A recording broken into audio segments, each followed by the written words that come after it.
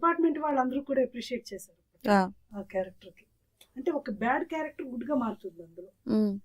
అప్పుడు సార్ చెప్పగానే లేదు సార్, అయ్యో నాకు చాలా సంతోషంగా ఉంది, చాలా సంవత్సరాల తర్వాత మళ్ళీ ఇలాంటి క్యారెక్టర్ అంటే, లేదమ్మా అది క్యారెక్టరైజేషన్ కూడా చాలా బాగుంటుంది, మీరు చేస్తాను అంటే చెయ్యండి, ఇట్లాగ చిన్న బడ్జెట్ మూవీ ఇట్లా తప్పకుండా చేస్తానని చెప్పి మ్యాక్సిమం నా సాయశక్తులా నేనేం చేయగలను అదైతే నేను. ఓకే. అండ్ ఇన్ని ఇయర్స్ ఆఫ్ మీ జర్నీలో ఎప్పుడైనా సరే అంటే లైక్ ఒక మూవీకి ఒక మంచి క్యారెక్టర్ ఆఫర్ వచ్చి డ్యూ టు సీరియల్స్లో షూటింగ్ బిజీలో ఉండేటప్పుడు మిస్ చేసుకున్నది ఏమైనా ఉన్నాయా? ఉన్నాయి. నేను చెన్నైలో ఉన్నప్పుడు అట్లా జరిగింది. ఎందుకంటే ఏదో ఒక్క రోజు క్యారెక్టర్ అంటే వచ్చి చేసేదాన్ని, అట్లా శ్వేతనాగు ఇవన్నీ కూడా వన్ డే అంటే వచ్చి చేసేదాన్ని. కానీ ఫుల్ మూవీ అంటే 10 days ఒక క్యారెక్టర్, ఒక మంచి క్యారెక్టర్ చేయాలంటే అట్లీస్ట్ 1 week 10 days ఉంటుంది కదా. అట్లాగా చేయలేకపోయేదాన్ని. ఓకే.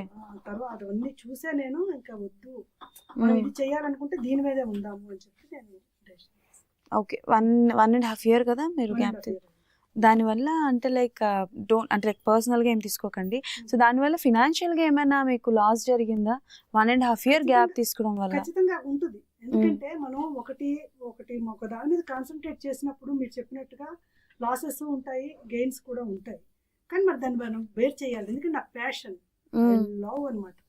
నాకు యాక్టింగ్ అంటే ప్యాషన్ అండి.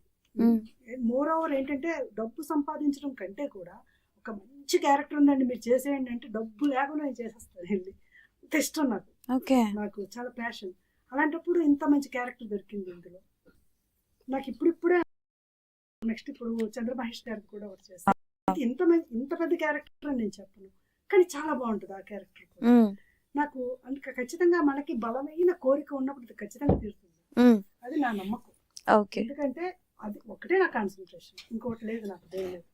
కాబట్టి నాకు ఖచ్చితంగా వస్తాయి మంచి క్యారెక్టర్స్. దీని లోపల కొంచెం చిన్న చిన్న లాసెస్ ఉంటాయి మేడం, కానీ పర్వాలేదు. ఎందుకంటే నేను చాలా రోజుల నుంచి ఇండస్ట్రీలో ఉన్నాను కాబట్టి, మనం సీరియల్స్ లో బాగా బిజీగా చేసాం కాబట్టి ఆ లాసెస్ ని కూడా తట్టుకోగలను. అలాగే నా ఫ్యామిలీ సపోర్ట్ కూడా, మా డాడీ మా మమ్మీ వాళ్ళంతా నాకు చాలా సపోర్ట్ చేస్తారు. Okay done.